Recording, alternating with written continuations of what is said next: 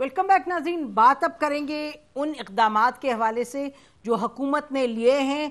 चौथी वेव है कोविड की, कोरोना की। इंडियन ये वेरिएंट है, इंडिया से ये शुरू हुआ है और पाकिस्तान में इस वक्त एज वी स्पीक जो तादाद है लोगों की, अमवात की, वो भी बढ़ती चली गई है। जुलाई के शुरू में पहले दूसरी तारीख को 1000 से कम केसेस आ रहे थे रोज़ के पॉजिटिव, और जो अमवात थी वो 20 और 22 के दरमियान थी। अब बड़ी तेज़ी से बढ़ रही है और हर चीज़ पर इसका असर हो रहा है। प्रेशर है, चाहे बिस्तर हैं, चाहे वेंटिलेटर्स हैं, चाहे ऑक्सीजन है। तो ऑल इन ऑल सिचुएशन एक सीरियस सिचुएशन है, बहुत सीरियस। इतनी सीरियस के 6-7 जो शहर हैं वहाँ लॉकडाउन, नियर लॉकडाउन है, टोटल लॉकडाउन नहीं है।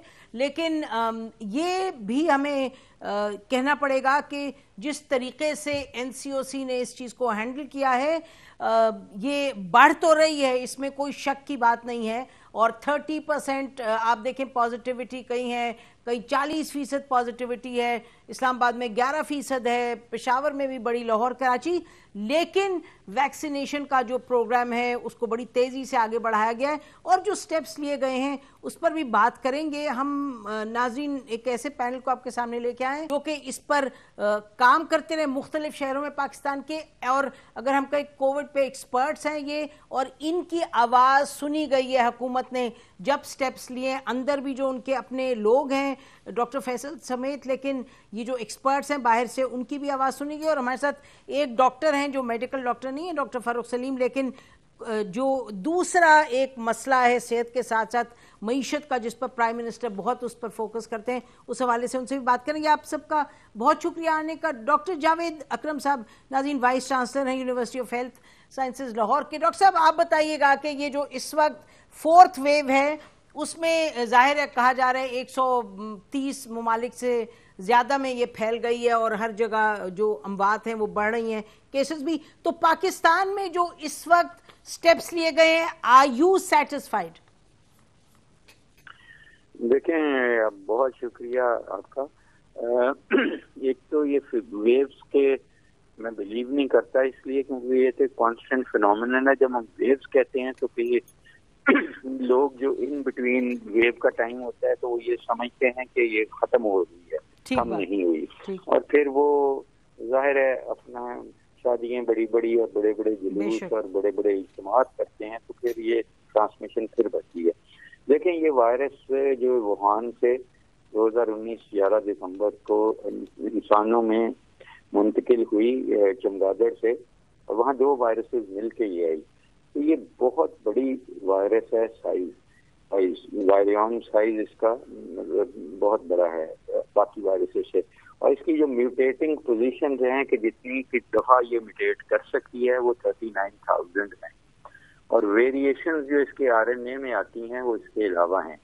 तो देखें, इसने करना ही करना है। जब एक आदमी सांस लेके इसको नाक के जरिए अंदर ले जाता है तो एक अंदाजे के मुताबिक 1 अरब उसके वायरस के पार्टिकल्स मतलब मल्टीप्लाई हो जाते हैं। इतनी तेजी से ये मल्टीप्लाई करती है, और उसकी वजह से जाहिर है जब इतनी तेजी से वो मल्टीप्लाई करेगी तो इसमें वेरिएशन आ जाती हैं, परफेक्शन खत्म हो जाती है, तो वो म्यूटेशन आ जाती हैं। अब वो म्यूटेशन जब भी आएगी, ये इसकी एक से दूसरे को लगाओ कई गुना बढ़ जाएगा, दूसरा इसकी मोर्टेलिटी बढ़ जाएगी, और तीसरा आपकी वैक्सीन की इनफेक्टिवनेस होने का खतरा पैदा हो जाएगा। अच्छा, तो आप ठीक, आपने डॉक्टर साहब आपने बड़ी अहम बेसिक पॉइंट्स कुछ बयान फरमा दिए कि किस तरह ये बढ़ रहा है, क्या हो रहा है, वैक्सीन की जो इफेक्टिवनेस है। डॉक्टर कैसर, ये बताइएगा, डॉक्टर साहब ने बड़ी क्लियरली बयान किया, ये आप कहें जो हुकूमत ने स्टेप्स लिए हैं जो पिछले 2-3 रोज़ में हम देख रहे हैं, सिंध हुकूमत और फेडरल गवर्नमेंट ने, पंजाब, बाकी सब ने भी, तो आपका क्या ख्याल है? क्योंकि PMA has been very active और वेरी वोकल के तेज़ी से स्टेप्स लें, इस चीज़ को आपने कंटेन करना है, तो आप क्या कहेंगे अब? बिस्मिल्लाहिर्रहमानिर्रहीम, बहुत शुक्रिया आपका।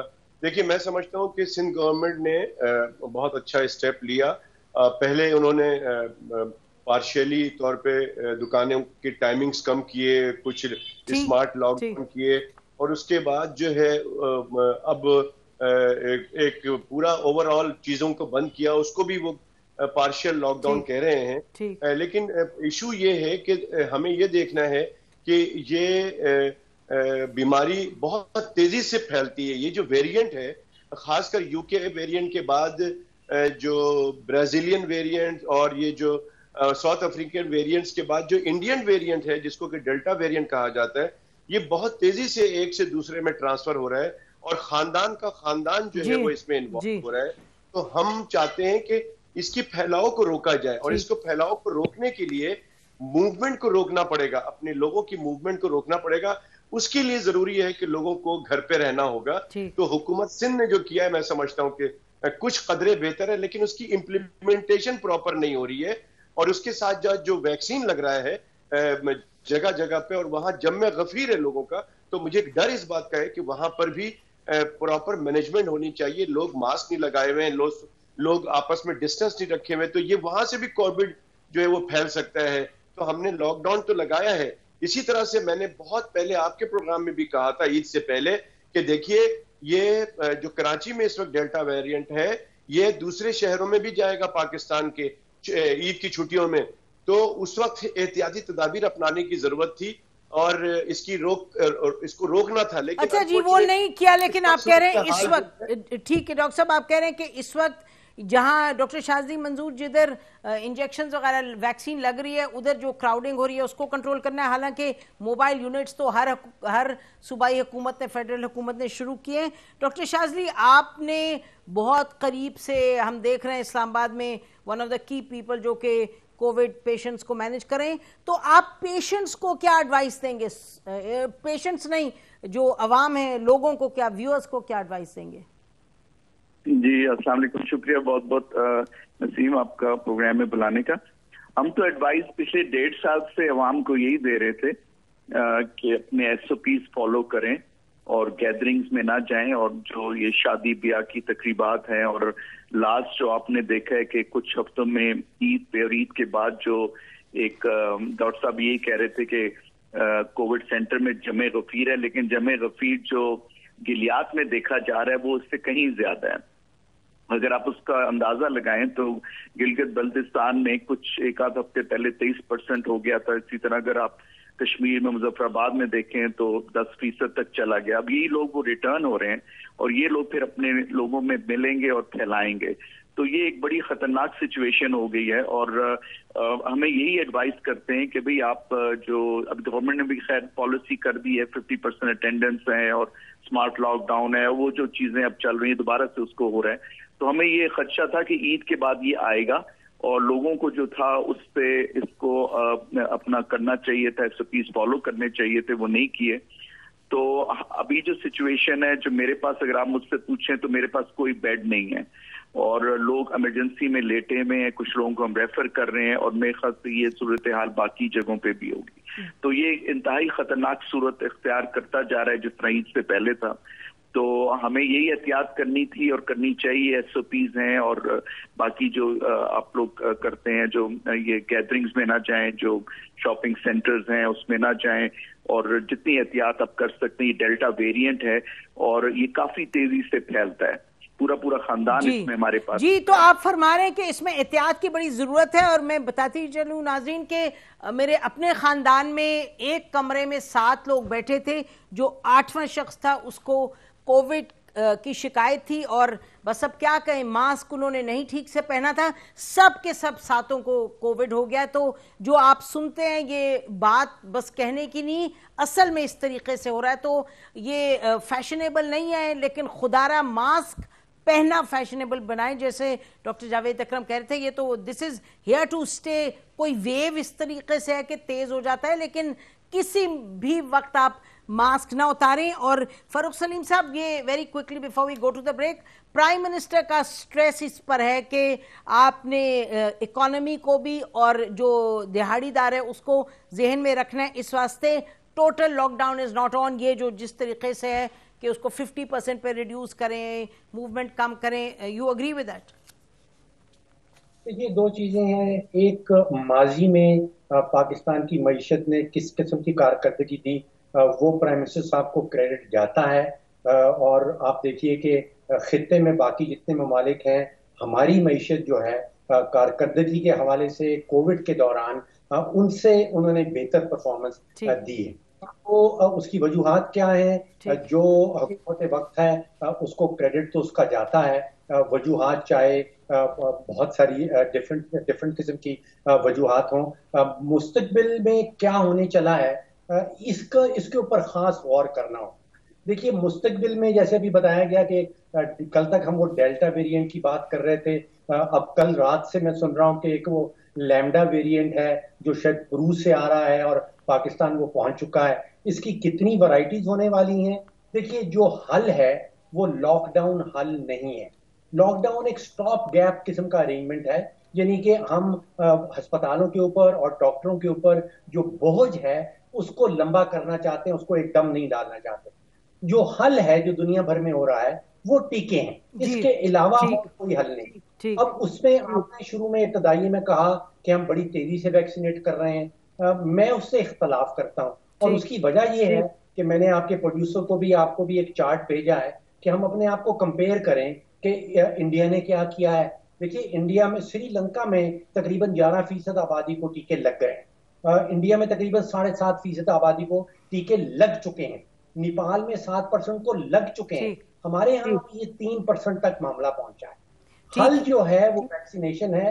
ये स्मार्ट लॉकडाउन और ये दूसरा lockdown, complete lockdown, partial lockdown, ये हल नहीं है। आप कह रहे हैं हल ये वैक्सीनेशन हल है। ब्रेक लेते हैं नाज़रीन, ब्रेक के बाद वापस आएंगे। वैक्सीनेशन की स्पीड, एक अवेलेबिलिटी ऑफ वैक्सीनेशन, इस पर बात करेंगे। Stay with us.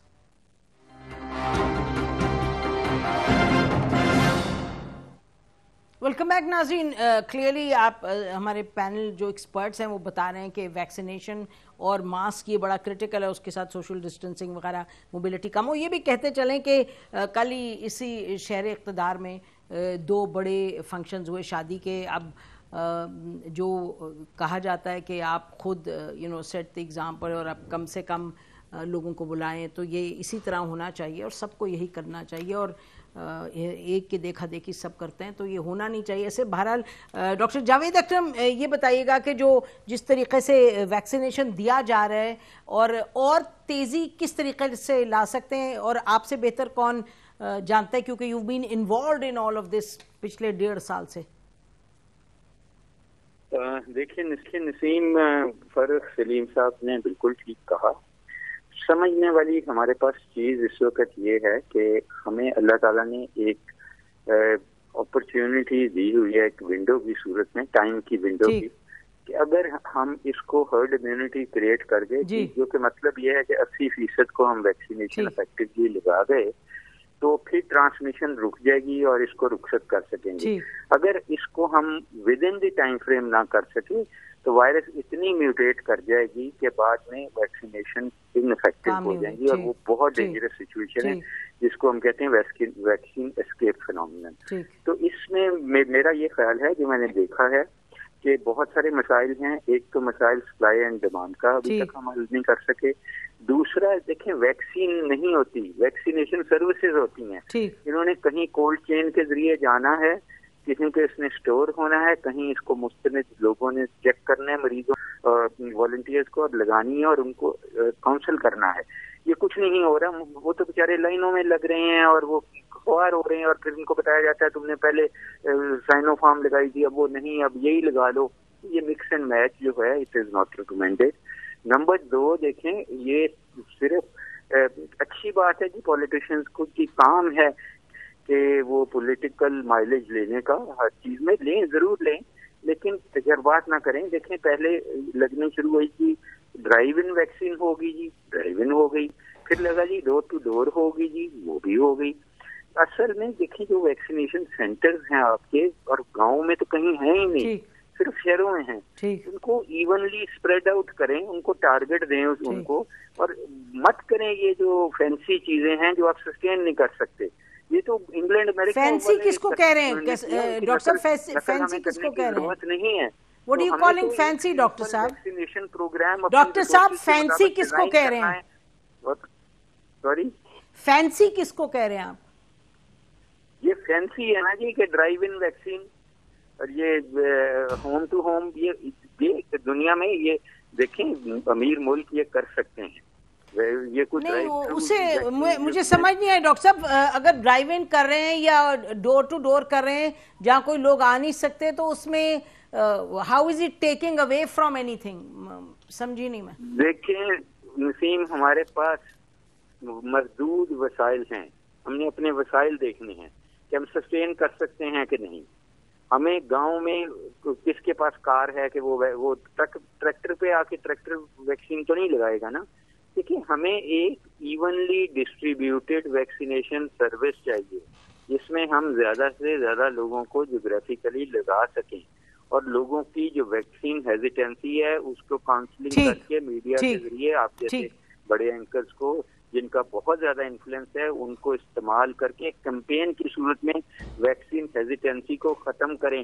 ठीक डॉक्टर साहब मुझे इजाजत दें, थोड़ा सा मुझे ये जाने डॉक्टर शाजी मंजूर साहब के पास, प्रोग्राम का टाइम खत्म है। डॉक्टर साहब ये जो बहुत अहम बात डॉक्टर जावेद अकरम कह रहे हैं वैक्सीन हेजिटेंसी, ये हमने भी देखा, हमने अपने घरों में देखा, स्टाफ को हमें कहना पड़ा जी तनख्वाह नहीं मिलेगी, ये नहीं ये वो, तो फिर उन्होंने जाके लगाई वैक्सीन। आपका क्या एक्सपीरियंस है कि हेजिटेंसी अभी है, या ये जो वबा ने तेजी पकड़ी है उसके नतीजे में अब लोग ज्यादा लगा रहे हैं?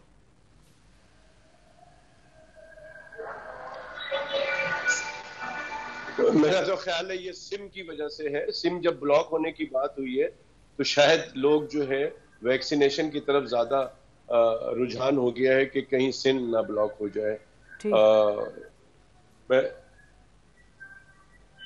हेलो जी नहीं, तो आप कह रहे हैं कि ये इसमें हेजिटेंसी अभी तक मौजूद है? नहीं, हाँ हेजिटेशन मौजूद है, दिल से लोग जो है वो नहीं करा रहे।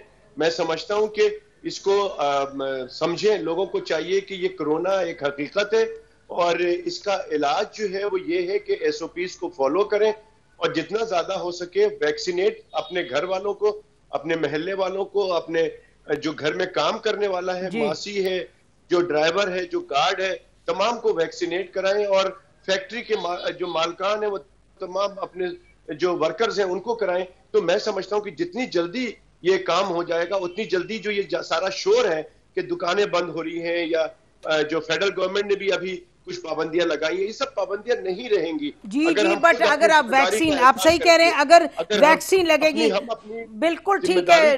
डॉक्टर जावेद अकरम आपका बहुत शुक्रिया, डॉक्टर कैसर सज्जाद, डॉक्टर शाजी मंजूर और फारूक सलीम साहब। नाज़रीन इसका प्रोग्राम खत्म करते हैं। वैक्सीन खुद भी लगाइए, जो आपके इर्द गिर्द लोग हैं उनको भी कन्विंस करें, कन्विंस करने से इट डज हेल्प। आप ये बड़ा अहम काम है, बड़ा नेक काम है, इसमें आप हिस्सा डालिएगा और साथ साथ एसओपीज पर खुद भी अमल करें, सबको अमल करवाएं। और ये गाहे बगाहे हम आके यही बात करते हैं आपसे, हालात अब बहुत बिगड़ गए। आपने सुना ये चारों लोग का जो पैनल था, आपको क्लियर हो जाना चाहिए कि इसमें बिल्कुल गुंजाइश नहीं है। Be extremely careful. खुदा आपका निगहबान हो। हमारी तरफ से खुदा हाफिज। पाकिस्तान जिंदाबाद।